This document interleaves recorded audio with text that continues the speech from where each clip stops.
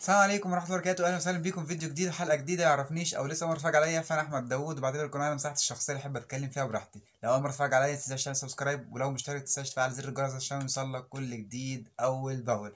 النهاردة حابب أتكلم معاكم في موضوع شوي حابب كل الناس تعمله، وحابب فعلا إن كل شاب أو كل ولد أو كل بنت إذا عملوا الحاجة ديت هيلاقوا إن هم مبسوطين في حياتهم، أو هيلاقوا إن هم عايشين حلاوة الحياة فعلا.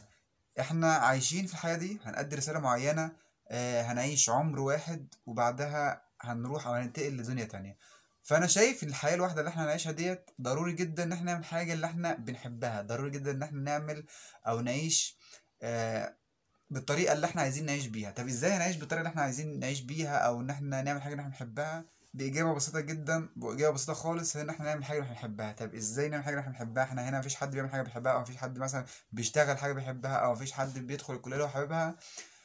انت هتدخل كلية انت مش حاببها، انت هتشتغل شغل انت مش حابه، في حاجة تانية. او كل واحد شخص لينا، او كل شخص فينا في حاجة بيحب يعملها. انا كنت شغال في شركة مش حابب خالص الشغل فيها، ولا شايف دي مكاني، بس انا بحب اعمل فيديوهات على اليوتيوب، فانا اتجهت لده. وفي نفس الوقت انا شغال في حاجة تانية اللي انا مش مستحملها او مش حاببها ديت، بس في نفس الوقت انا بعمل حاجة اللي انا حاببها او عايز اعملها. فاحنا ضروري نعمل الحاجة اللي احنا بنحبها. يعني كل حد فينا اكيد في حاجة بيحب يعملها، اكيد في حاجة بينبسط لما بيعملها، لازم يشتغل عليها. هو اي نعم في ظروف معيشة تانية مختلفة، او في حاجات تانية مضطر ان احنا نبعد شوية عن الحاجة اللي احنا بنحبها ونعمل حاجة تجيب لنا بس مصاريفنا، او تجيب لنا مثلا حاجة ان احنا نقدر نعيش منها.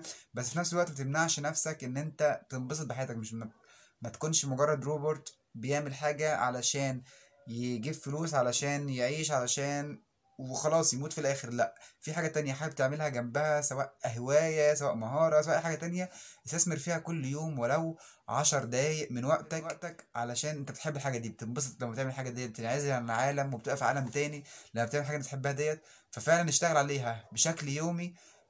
هتلاقي مع الوقت ان هي بدأت تكبر معاك، هتلاقي مع الوقت ان انت بدأت تكسب مهارات فيها اكتر، هتلاقي مع الوقت ان انت ممكن تتحول اصلا ان هي تبقى مصدر عيشتك او مصدر الحياة، او هي بقت الحاجة الاساسية انت بقيت معتمد عليها بشكل اساسي في يومك او في حياتك. حسام اخويا كان اشتغل فترة كبيرة جدا على حلمه وعلى الحاجة اللي هو حاببها، ولقى في الاخر مفيش، يعني ممكن بعد ممارسة كورة، أو بعد إن هو فضل في حلمه ده وحب الحلم ده أو حابب الشغف بتاعه ده كورة.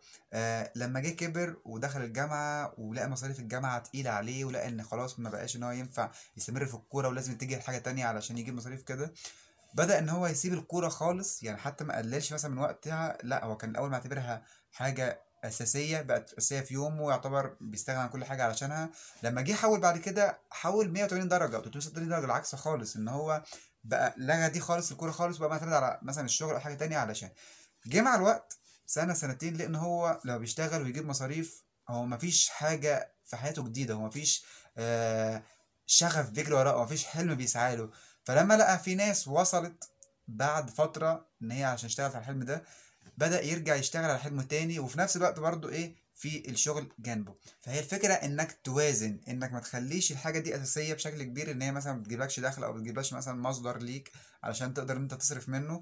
في نفس الوقت لما تيجي مثلا تحول علشان تجيب مصاريف او كده، ما تعتمدش برضو الحاجة التانية ديت 100%. لا، انت خلي دي موجودة، اديها يا عم مثلا 70%، وادي 30% للحاجة الحلم بتاعك او الحاجة اللي انت تحب تعملها. ومع الوقت هتلاقي ان انت ربنا اكيد هيكرمك في حاجة زي كده، لانك سعيت وتعبت واجتهدت وما وقفتش. هي المشكله في ان احنا بنقف، بنستمر فتره على حاجه احنا بنحبها وبنقف، ممكن نكون خلاص قربنا نوصل ليها، او بقيلنا خلاص مسافه صغيره جدا علشان نوصل، ونبدا ان احنا نرجع او نقف. فاحنا نرجع كل ده تاني ونعيد من اول وجديد.